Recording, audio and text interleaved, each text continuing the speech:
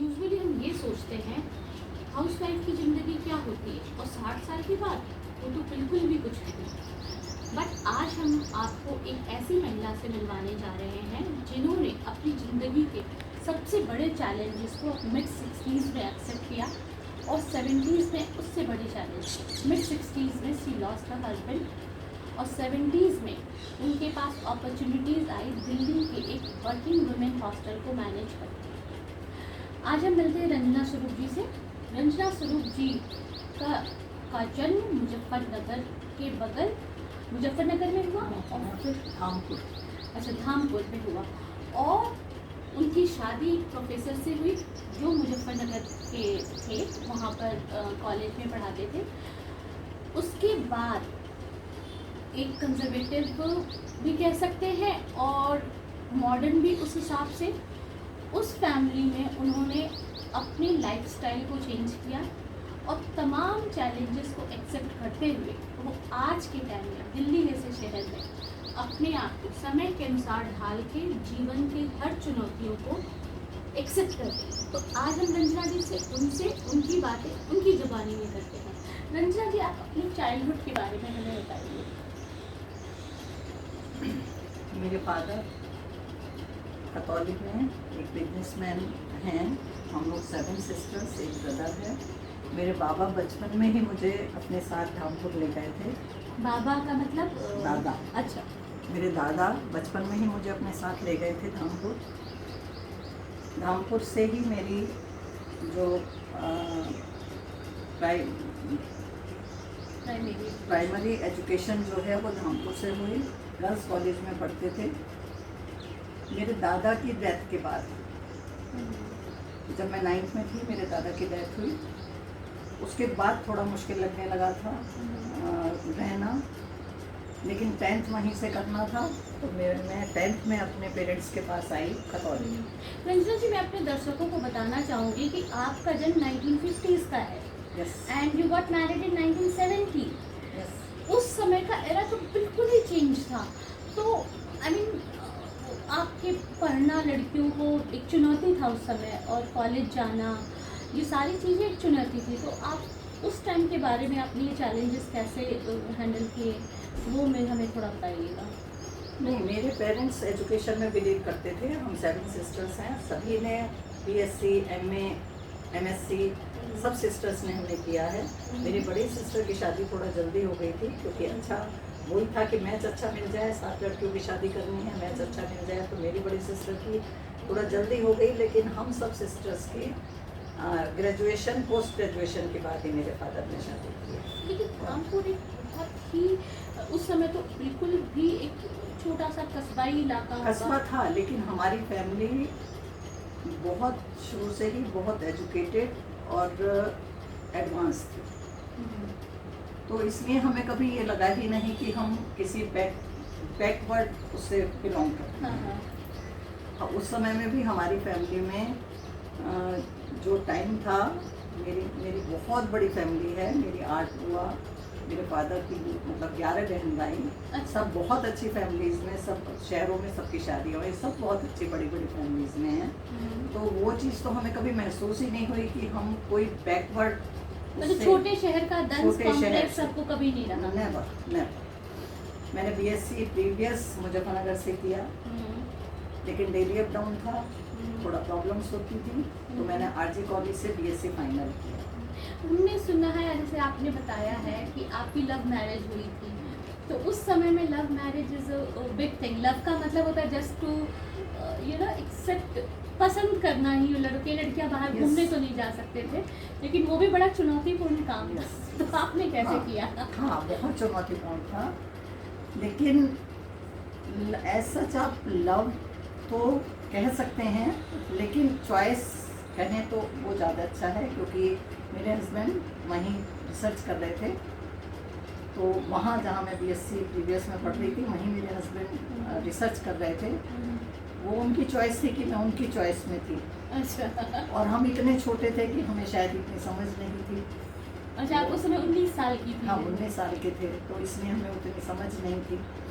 शादी ही 20 साल में हो गई, तो 19 साल के भी नहीं, 17 साल के थे। अच्छा, ये तो और सी 17 नई साल के जानकारी। थे, 17-18 साल में, 18 साल में थी जब मैं बीएससी प्रीवियस में थी। हाँ। फिर 19 साल में बीएससी फाइनल और 20वें साल में तो शादी हो गई। अच्छा, तो जैसा आपने हमें बताया था कि आपकी शादी के बाद आपके हस्बैंड अपने रिसर्च कंप्लीट करने के लिए अपने कॉलेज मुजफ्फरनगर रहते थे, आप अपने सास ससुर के साथ हाँ। रहती थी, तो आपको रेस्ट्रिक्शंस के भी सामने करना पड़ा था उस बहुत समय थे। जो कॉमन था। बहुत तो थे। हाउ यू हैंडल, आप वो थोड़ा बताएं, क्योंकि आज की युवा पीढ़ी के लिए तो बहुत ही रोचक जानकारी होगी कि आपने शादी लव मैरिज पसंदीदा की, लेकिन आप अपने सास ससुर की बातें भी मान रहे हैं और एक डिस्टेंस मेंटेन कर दें ताकि आपके हस्बैंड का रिसर्च कंप्लीट हो जाए and he can move forward with her career. तो थोड़ा सा वो बताएं। देखिए, उस समय इतनी छोटी एज थी, इतनी समझ नहीं थी। लेकिन मेरे फादर इन लॉ एजुकेशन में ही थे, तो इसलिए उनको ये था कि शायद मेरे हस्बैंड के नेचर की वजह से या जो भी रीज़न समझिए, या उनकी भी एज 22.5 साल के ही थे अपनी शादी के टाइम में, तो वो भी इतने मैच्योर नहीं थे। तो इसलिए मेरे रेस्ट्रिक्शंस इतनी थी कि वेडनेसडे को ही आना है सहारनपुर, फिर उसके बाद में संडे को ही आना है, सैटरडे को आना है, संडे को वापसी जाना है। अच्छा, आपके तो हस्बैंड वो, को? हाँ, वो 3 साल जब तक इनकी रिसर्च कंप्लीट हुई, वो बहुत मुश्किल दौर था। इन द सेंस मुश्किल ऐसे नहीं कि कोई वैसे मुश्किल थी, मुश्किल वो थी कि इतने सालों बाद आपकी चॉइस की मैरिज आपने की है, आपके हस्बैंड, और वो भी अलग रहना। और उस समय ये भी नहीं था कि अगर आप एक दिन के लिए भी आ रहे हैं तो आप वाइफ के साथ ही पूरा टाइम दे रहे हैं, उसमें भी पूरी फैमिली को, मदर को, फादर को और पूरी फैमिली को टाइम देना पड़ता था। मतलब वही तो शायद टुकड़ा समय पूरे रूटीन में आपको बहुत- मिलता था। बहुत कम समय मिलता था, और सिर्फ इतना ही होता था कि शायद यही होता था कि कभी गले लग के रो लिए, या कभी नेवर शिकायत, इन द सेंस नेवर। लेकिन हाँ, इतना जरूर था कि कभी कभी जब बहुत प्यार में समझ लीजिए या जो कुछ भी है, तो तब ये होता था कि मुजफ्फरनगर ले चलो मुझे, क्योंकि ये मुजफ्फरनगर रहते थे।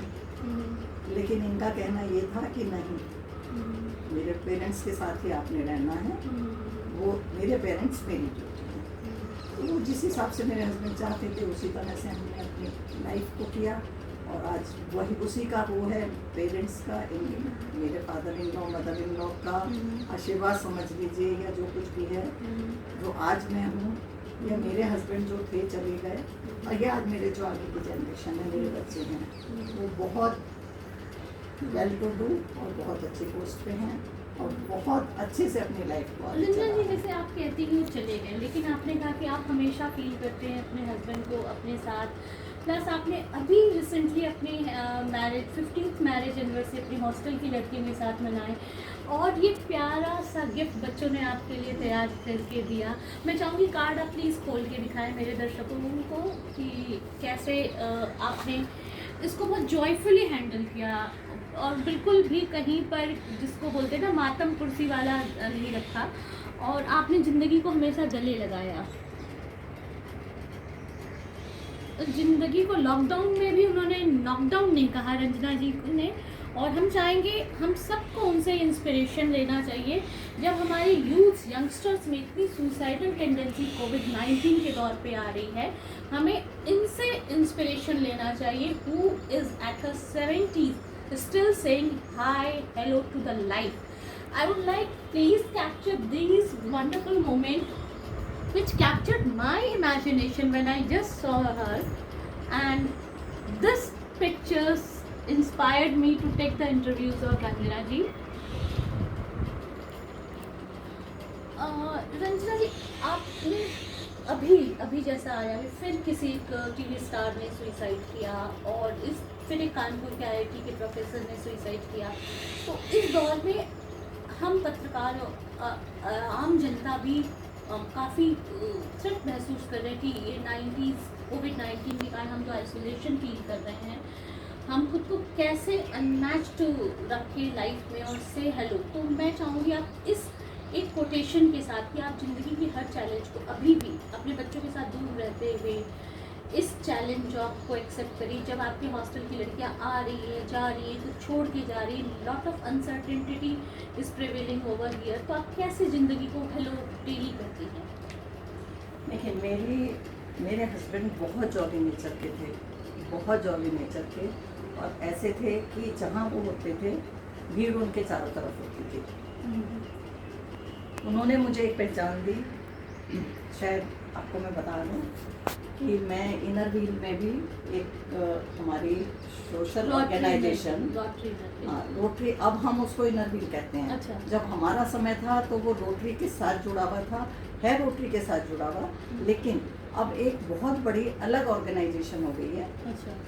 तो मैं उसमें भी डिस्ट्रिक्ट चेयरमैन रह चुकी ये हूँ। आपके अपने शहर की बात है? 310। अच्छा। बहुत बड़ी पोस्ट होती है, और उसमें भी हम लोगों को उस समय 27 डिस्ट्रिक्ट, आप ये समझ लीजिए कि मुरादाबाद, बुलंदशहर, बिजनौर, ये मेरठ, मुजफ्फरनगर, बहुत बड़ा एक एरिया होता है जिसकी मैं विमेन, जो सर्विस ऑर्गेनाइजेशन है, ये सेल्फ सर्विस ऑर्गेनाइजेशन, उसकी भी मैं रह चुकी हूँ। लेकिन ये सब मुझे करने के लिए मेरे हस्बैंड ने ही प्रोत्साहित किया कि नहीं करो। उस समय की बात बताती हूँ कि उस समय मेरे हस्बैंड काफ़ी बीमार हो चुके थे। बहुत लोगों ने कहा कि आप विड्रॉ कर लो, अगले साल करना, लेकिन मेरे हस्बैंड ने कहा कि नहीं, आपने अभी करना है, इसी साल, ये सन 2000 की बात है। तो देखिए, समाज है, समाज आगे पीछे, बीमार हस्बैंड को छोड़ के चल देती है, ये कर देती है, लेकिन मेरे हस्बैंड ने कहा कि मुझे हमेशा गिल्ट रहेगा कि मेरी वजह से एक आप इतनी बड़ी जो आपको अपॉर्चुनिटी मिली है वो मेरी वजह से विड्रॉ कर रहे हो, मैं नहीं चाहता। मैं कैसे मैनेज कर के जाती थी ये मैं जानती हूँ, या मेरे हस्बैंड या मेरे बच्चे जानते हैं कि वो कैसे मैनेज करके जाती थी। लेकिन वो इस चीज़ को बहुत अच्छे से अप्रिशिएट करते थे और एंजॉय करते थे। मेरी पोस्ट को वो एंजॉय करते थे, आप ये समझिए।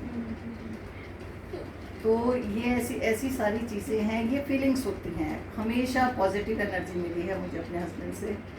इतनी तबीयत खराब में, इतने बीमार होने के बाद कभी उन्होंने ये नहीं कहा कि मैं तबीयत खराब है या बीमार हूँ। वो उनको हमेशा मेरी चिंता रहती थी। ये नेगेटिविटी जो होती है ना, वो नेगेटिविटी अपने अंदर नहीं आने देनी चाहिए। जो आजकल ये सोसाइटी है या जो कुछ भी है, देखिए सब कुछ हर किसी को नहीं मिलता। जो मिलता है उसको ही आप अपनी अपॉर्चुनिटी समझ के, गॉड गिफ्ट समझ के, उसको ही आपको उसी को एंजॉय करना चाहिए। तो ये मैंने अपने पेरेंट्स से, अपने सास ससुर से, और सबसे ज़्यादा मैंने अपने हस्बैंड से सीखा है। आपके चेहरे में एक रूमानियत आ जाती है हम जब भी उनके बारे में बात करते हैं। वो हमेशा ऐसा लगता है कि वो हमेशा यही कहते हैं कि जितना कर सकते हो करो, आगे बढ़ो। Thank you Ranjana ji, thank you for your precious time. दोस्तों, रंजना जी का जीवन एक और मिथ तोड़ता है कि अर्ली मैरिज से विमेन का करियर क्रस्ड हो जाता है या उसको अपॉर्चुनिटीज़ नहीं मिलती है। इनफैक्ट अगर आपका लाइफ पार्टनर कंपैटिबल हो तो आप एनी एज में चैलेंज एक्सेप्ट करने के लिए आपको वो प्रिपेयर कर सकता है। अगर आपको हमारा ये इंटरव्यू पसंद आया है, please give your feedback to us. हम रंजना जी के साथ एक दो और एपिसोड बनाएंगे क्योंकि I find her very interesting and she has a lot of message to give to the youngsters. Thank you very much. Thank you.